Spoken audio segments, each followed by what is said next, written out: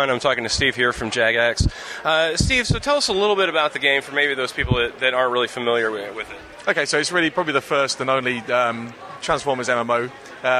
We've been in development for about 18 months now, and we're hoping to release at the end of the year. Okay, great. And in terms of like MMOs that people might be familiar with, say from a range of maybe like a Flash MMO, web-based, all the way up to World of Warcraft, where does it fall in that range? It's kind of somewhere in the middle. I mean, it's browser-based, but we've got a whole new graphics engine, and obviously with what we've learned on RuneScape for the last 10 years, we've got quite an intelligent back end, as it were. So we're able to deliver the game quite quickly to people, so you can just jump in on your browser, get in the game within a few minutes, and jump from PC to play it. Great. And how big of a world are we talking?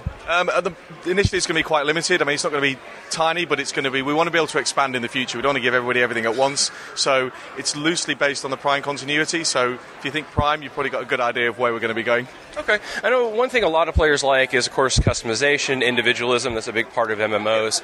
What kind of features do you have built into the game that people can expect to see? Yeah, that's probably one of our biggest points in the game, is that lots of people have always wanted to make their own Transformer. It's always been the kind of cool thing to do, but no game's ever let you do that yet. So in the game, you get to choose your vehicle, choose your character, and then you customize your character, head, colors, all those kind of things, and then play that character in the game.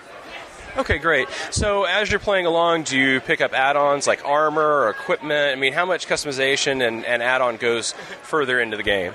Yeah, obviously we're going to have a leveling or building system as you go through the game, and we're obviously going to have all the usual weapons, but we've also got some kind of unique things in there that we obviously don't want to release yet. We want to save them as a surprise, but as you progress through the game, yeah, you'll be able to build up a bigger arsenal, a better arsenal as you go on.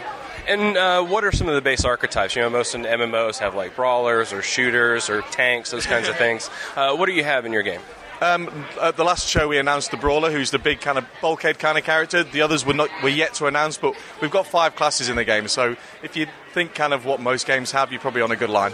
And is that going to be the same across both factions, both Autobot and Decepticon? Pretty much, yeah. I mean, we want counterparts like Transformers has always got. You know, the Decepticons and Autobots tend to have equivalents, so we're following suit mainly, but not all the way. And I assume that you're going to be planning expansions and other things. You have a lot of plans down the road as far as where this game will head in the future after release. Obviously, I understand you're worried about release at this point.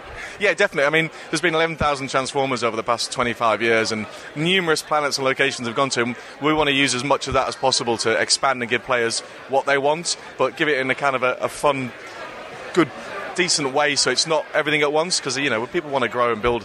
So we've got an awful lot that we can call on, but initially it's kind of, we want to keep it quite focused. So is it going to be based on Earth initially, Cybertron, both? I mean, how many worlds are we talking as far as the game? At the moment, initially, if you think Prime, so mainly Earth-based, but obviously, as I said, we can go anywhere, really. Anything from history and Transformers is something we can use. We're working very closely with Hasbro on that, so it's kind of a very conscious effort as to where we go and how we use the locations, and again, the characters and their classes.